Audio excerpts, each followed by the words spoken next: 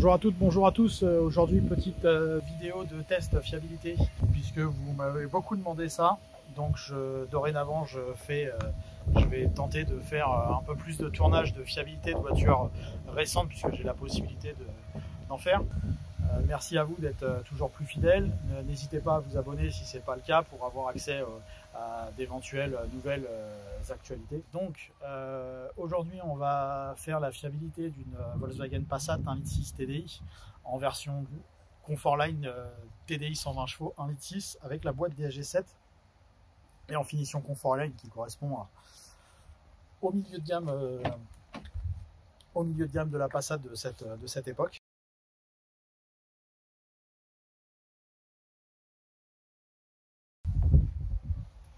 Donc là, on est vraiment sur le cœur de gamme, la version la plus courante de Passat. Donc la Passat, c'est la grosse berline, c'est la berline de chez Volkswagen. C'est une concurrente des 508, des C5. Donc là, c'est une 1,6 TDI de fin 2016, donc qui a aujourd'hui un peu plus de 3 ans, elle a 3 ans et demi cette voiture. Donc ça vous donne un peu une idée. Donc le gros point fort de la Passat de base, c'est la qualité de sa finition a priori et le volume de son coffre qui est carrément géant pour la catégorie. Ils ont toujours eu des très gros coffres, les Passat, c'est vraiment une marque de fabrique chez eux depuis toujours. Et une qualité d'aspect qui a toujours été de bon niveau chez Volkswagen par rapport à la concurrence et la gamme. Alors ça se resserre beaucoup aujourd'hui avec les autres constructeurs, notamment les Français qui font énormément de progrès là-dessus. Ils étaient très loin en termes de qualité perçue.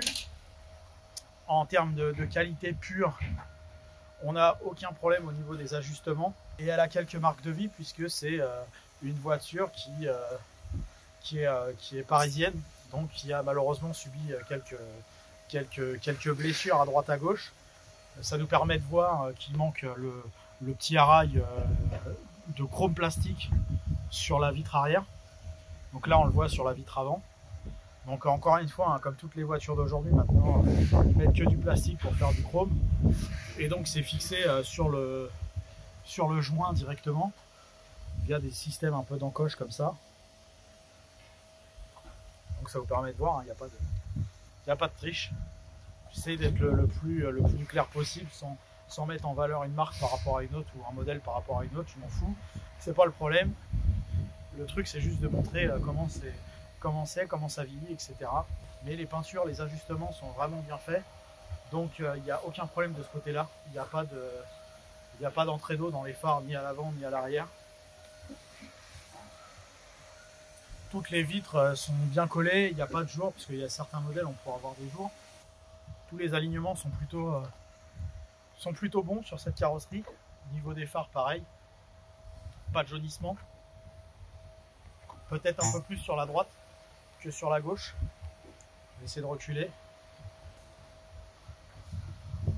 Globalement, elle fait pas. Alors à part le coup qu'elle a pris à droite au niveau du pare-choc, et ça va être refait. Mais hormis ça, il n'y a pas de vieillissement malgré ces 220 000 km. Et en 3 ans, malgré tout, ça peut bouger. Les rétroviseurs aussi restent qualitatifs, bien fixés. Et donc pour ce qui est de la partie intérieure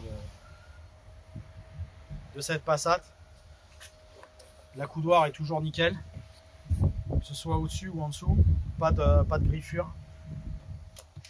La coudoir côté conducteur, pareil, il n'a pas vieilli, il est un petit peu taché, mais ça c'est pas grave. Ça c'est en fonction de ce que mettent les gens comme produit, ça peut varier à ce niveau-là. Le volant, il est très légèrement usé au niveau de son cuir, mais un peu moins usé que le 3008 que j'avais fait il y a quelques semaines. Également au niveau du pommeau, un petit peu moins marqué. Donc on est sur la même génération, ça permet de comparer. Même si c'est pas la même gamme, c'était un SUV, là c'est une berline, mais on est à peu près sur les mêmes zones de prix, puisque de mémoire elle devait valoir 35 000 € de neuve, cette Passat TDI 120 en boîte DSG. Donc c'est une boîte DSG7. Donc globalement, si on devait comparer avec la 3008 dans la qualité pure de la voiture au niveau des plastiques, il reste un peu meilleur sur cette Passat de manière générale, même à l'arrière. Toutes les petites artifices sont un peu meilleure qualité que sur la Peugeot 3008. Donc si on devait le comparer à un Tiguan, j'ai jamais utilisé le Tiguan de dernière génération, mais j'imagine qu'il sera un peu mieux fini, un peu mieux construit que le 3008 de concurrence. Mais encore une fois, le Peugeot 3008 a fait d'énormes progrès, comme toutes les voitures françaises à ce niveau-là, et elle rattrape un petit peu la marque Volkswagen, qui a été pendant longtemps une référence dans les marques généralistes pour la qualité de sa fabrication. Donc globalement, vraiment pas de jour, pas d'usure. Même les boutons et tout, les boutons de vitre, c'est des choses qui sont très sollicitées. La peinture souvent a tendance à partir. Là, il n'y a vraiment rien qui est parti. Tout est clean, même les boutons de clim. Enfin, les boutons les plus utilisés en tout cas, au bout de 220 000 km, la peinture n'est pas partie. Donc c'est plutôt bon signe pour cette voiture, pour cette Passat.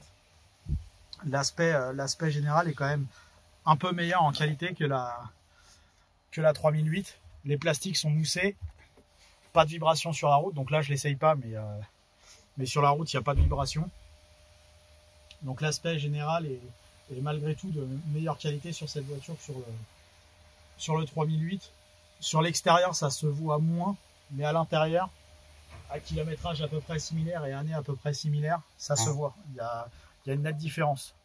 Par contre, après, au niveau des commandes, etc., bon, ça fait un peu moins moderne, ça fait un peu plus simple dans le style de cette Volkswagen. Mais pareil, c'est une histoire, on va dire, de tradition entre les marques. Là, pareil, on a des compteurs plus classiques. Donc, de la même façon, j'appuie sur Start-Stop, j'appuie sur le frein parce que c'est une automatique. Et là, la voiture se met en route. Donc, on voit bien qu'elle a 222 000 km. Et donc, on a cette petite tablette où on peut utiliser le GPS, le Bluetooth, etc. Bon, ça, c'est commun à toutes les voitures d'aujourd'hui, en tout cas. Mais après, oui, dans la modernité, c'est un peu moins le cas que sur le 3008. Mais encore une fois, c'est pas la même gamme. Bon, ça note des petites différences. On voit que c'est quand même mieux construit un peu partout, même au niveau des joints et tout. C'est un peu mieux fait malgré tout que la 3008. Au niveau des jantes, pas d'usure particulière à signaler. Les pneumatiques, usure régulière, pas d'usure rapide au niveau des pneus. Mais là, on est vraiment sur des tailles assez basiques, hein, 215 60 par 16. Ils sont de 2015 à l'arrière, en date de fabrication. Donc c'est des pneus qui ont été montés en neuf à l'usine. Voiture qui a 220 000 km. Là, je les touche, ils sont à 2 mm au-dessus du témoin. Donc on est sur des pneus arrière d'origine sur cette Passat. Ça laisse espérer une durée de vie quasiment définitive à la voiture pour quelqu'un qui roulera moins que la personne qui a utilisé cette voiture de manière très poussée, on va dire. Vous aurez plus tendance à changer les pneumatiques sur cette voiture par l'âge des pneus que par leur usure de gomme. Par contre, à l'avant, comptez plutôt 60-70 000 km avec l'usure complète des pneus. Donc le moteur, c'est un 1,6 L TDI en version 120 chevaux. Donc on voit que le turbo est placé en arrière de la mécanique. L'alternateur est devant. Les Volkswagen, autant la finition c'est bien, autant les moteurs c'est franchement pas terrible. Il y a eu depuis les années 90 de très mauvais retours en arrière sur la qualité de la mécanique de ces voitures. Alors en soi, quand on la conduit, etc., bon, il n'y a pas de problème, hein, c'est de la voiture moderne, donc ça marche tout le temps, toujours comme il faut, il n'y a pas de souci. Par contre, d'un point de vue de la fiabilité, il y a des choses qui sont très embêtantes. En premier lieu, donc au niveau de la distribution, le carnet d'entretien Volkswagen va vous dire que la distribution est à remplacer tous les 210 000 km.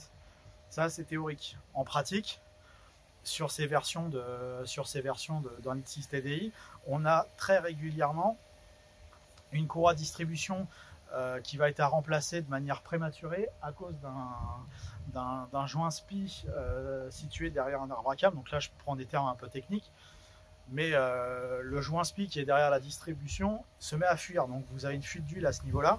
Donc ça vous endommage la mécanique. Donc il faut remplacer la distribution de manière prématurée.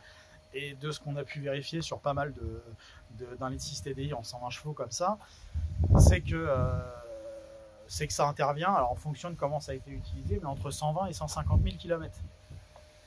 Alors est-ce que dans le temps, ce problème-là va être résolu par une meilleure qualité de joint, une meilleure qualité de fixation, et du coup, une fois que les joints sont changés, la distrib revient à 210 000 km? C'est la bonne question, mais en tout cas, on a vérifié sur plusieurs, peut-être pas plusieurs dizaines, mais au moins 20 voitures différentes, un cas similaire de problème sur ces 1.6 TDI au niveau de la courroie. Deuxième problème récurrent sur ces boîtes DSG7,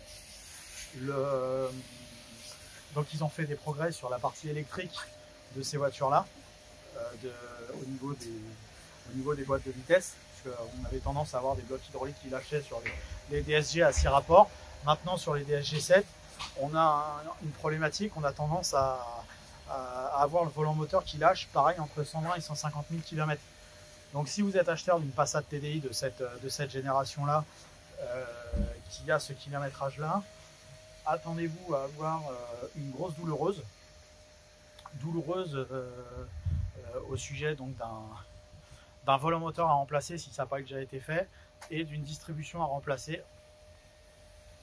Donc en garage, ça peut vite monter très très fort en termes de prix.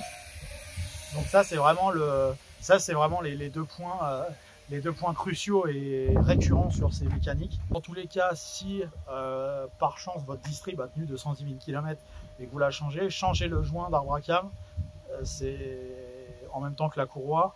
C'est pas pour le prix que ça vaut en plus, et les quarts d'heure que ça va vous changer pour faire la distrib, que vous gagnerez énormément de temps et énormément d'argent. Donc ça c'est les points cruciaux à respecter quand on a affaire à cette mécanique là. Il faudrait que je vérifie sur les Golf, etc. si on a ce même problème de joint speed distrib, parce que ce moteur 1.6 TDI il est monté un peu partout chez eux. Mais en tout cas sur la Passat et même les Octavia, on a remarqué ça en grand nombre de fois. Donc c'est quelque chose qui est très très récurrent. Hormis ça, mécaniquement, bon, ça marche bien, il n'y a pas de problème de turbo ni de FAP, en tout cas il n'y a rien de régulier. Là je vous dis, les deux gros problèmes de ces véhicules-là à vérifier, c'est ça. L'intérieur n'a pas vieilli, même les selleries et tout, les mousses elles se sont pas affaissées ni rien, pas de souci. Donc qualité perçue, plutôt très bonne pour une voiture généraliste, voire très très bonne, en tout cas encore supérieure aux voitures françaises. Encore une fois, elles ont fait de gros progrès là-dessus. Voilà, merci à vous encore une fois d'avoir suivi cette vidéo de fiabilité. N'hésitez pas à aimer, à commenter, on en mettra d'autres s'il faut. On a du stock sur des voitures à fort kilométrage et récentes à vous montrer. Merci encore pour votre fidélité. N'hésitez pas à vous abonner si ce n'est pas encore le cas. Vous aurez accès à différentes choses liées à l'automobile. Merci à vous, à bientôt.